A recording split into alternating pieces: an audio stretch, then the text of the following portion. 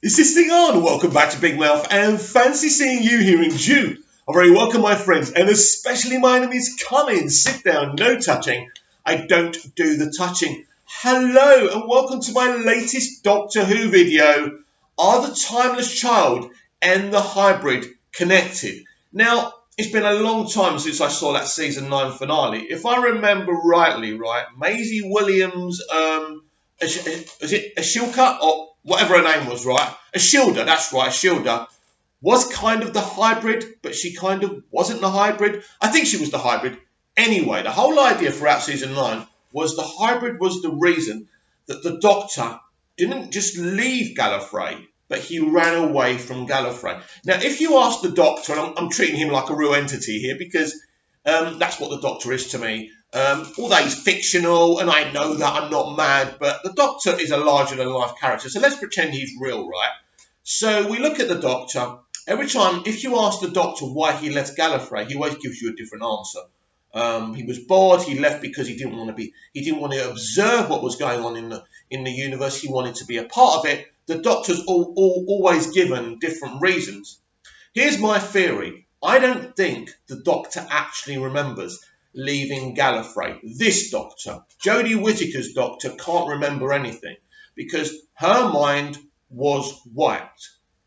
And I think the only stuff she can remember is maybe some stuff on Gallifrey, but most of the stuff she can remember is travelling in the TARDIS and her adventures with Susan and all the other companions and everything she's done in nearly 60 years, right? Now, it's obviously more to her. The Doctor's thousands of years old now. I don't even know how it works out since the season 5 episode Rose. Obviously, the first Doctor Who was William Hartnell's, unless Chris Chibnall changes that. So I think there's a connection between these two things, and I definitely think that maybe the hybrid and the Timeless Child are connected. So let's look at what the Timeless Child could actually be.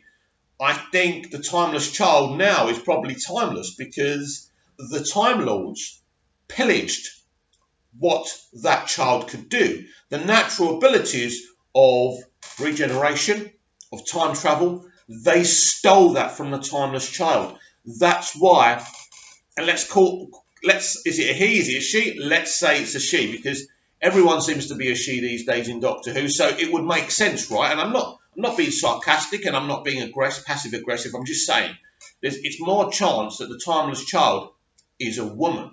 Right, now, I had the theory before that the Timeless Child is the Doctor. Now, I'm not going away from that because I think the Timeless Child could actually be the Doctor.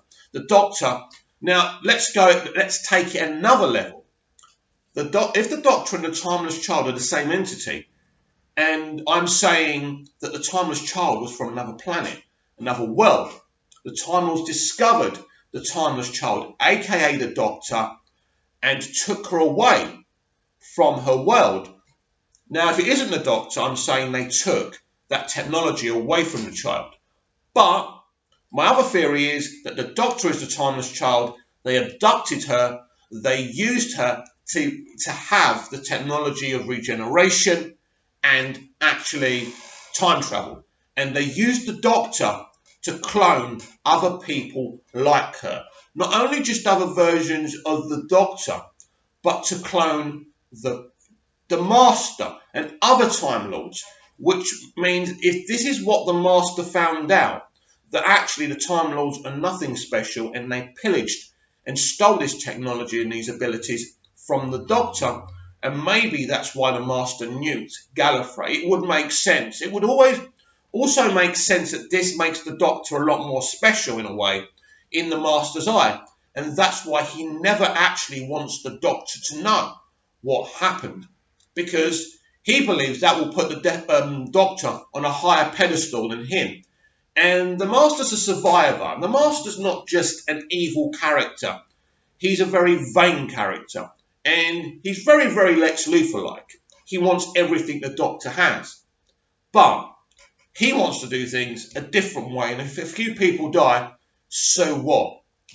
He's more selfish. I think one of the excellent things RTD did was to explain the Master's insanity via a drumbeat. That's amazing. I'm sure there's people suffering with mental health that hear that kind of thing.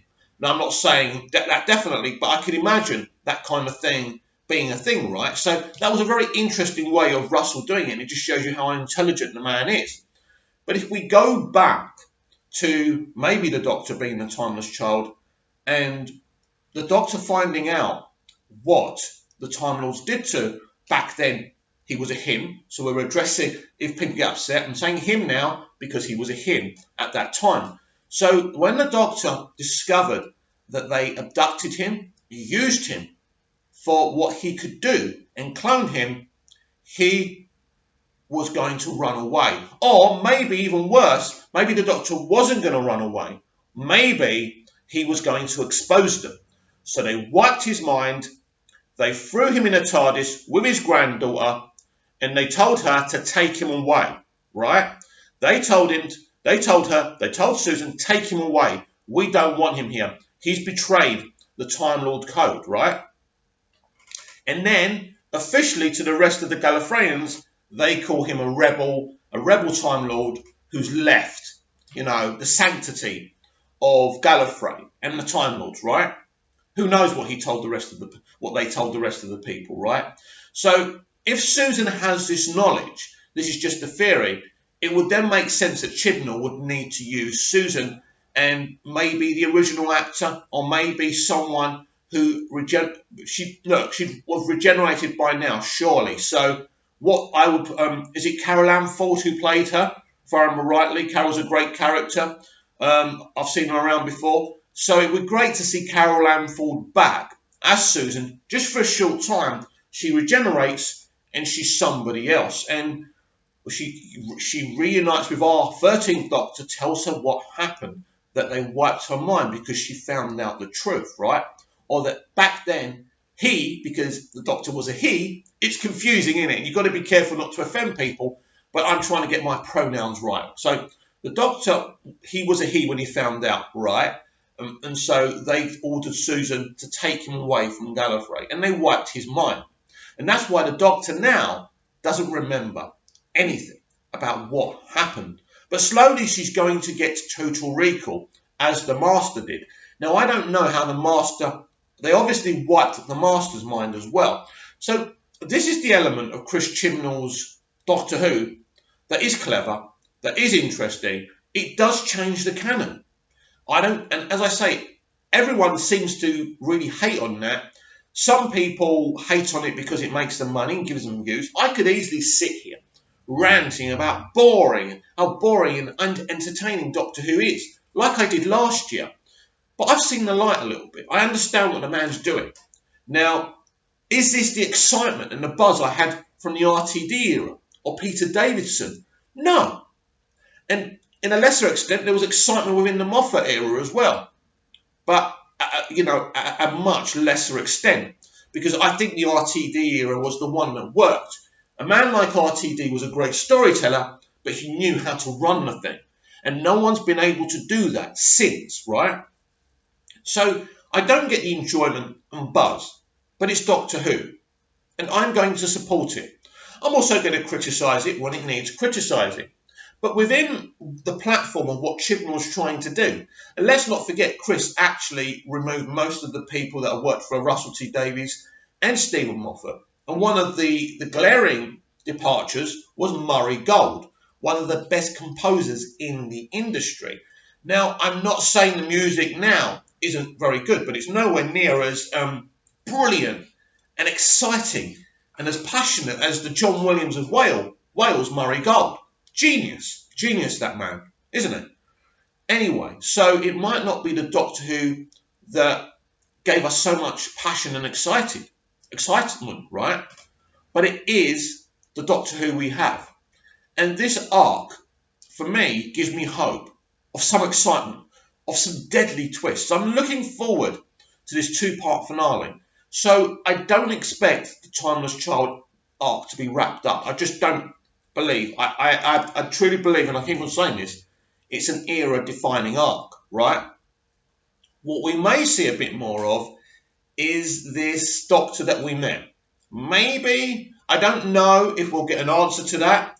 We may get an answer to the Ruth Doctor, but as Chris Chibnall said, this is Doctor Who, and new questions will be posed, which probably means we'll be introduced to another Doctor we've never met before, or a whole lot of them. That could actually be the big cliffhanger finale. We shall see. But there's also rumours that we're getting a Christmas special after all this time, after Chris Chibnall got rid of them, and it's a Dalek civil war. That's the rumour, right? And that rumour is originating from Faris, right, the YouTuber, and he got it from somewhere else, so I like to credit people. I didn't get it from some source. I saw his video, he said it. There have been pictures, and they have been filmed, they have been shown filming scenes with the Daleks, right? And people, they're getting very excited with seeing the Daleks, right? So, it looks like that's happening. That, well, either the finale is actually a Dalek Cyberman story, or we are going to have some kind of explanation about the mysteries that have been put to us in this series of Doctor Who. So that's my theory. I believe the Doctor doesn't actually remember leaving Gallifrey. I believe the thing that we've always believed is not true, that he just ran away when he was a he, right? Let's get that straight, because the Doctor was a he when he wasn't on Gallifrey. Or was he? That's something else we don't know. With this new female Doctor, right, Ruth, right, we don't know what's going on. In a whole other bunch of versions of the Doctor Reignite, we really don't know where we are until Chris, through his writing and storytelling, explains that to us. Now, I think, as I say, some things will be revealed and some things will not be. But what do you think of my theory? Do you like it? Do you think there's some validity in it? Or do you think I'm talking a load of crap? Comment down below. Please like, share and subscribe. Please share the channel. And I'll be back much later, maybe tomorrow, with more Doctor Who theory videos and just talking about Doctor Who, because I'm a lot more excited this season to chat about it, because I actually get what the man's attempting to do now.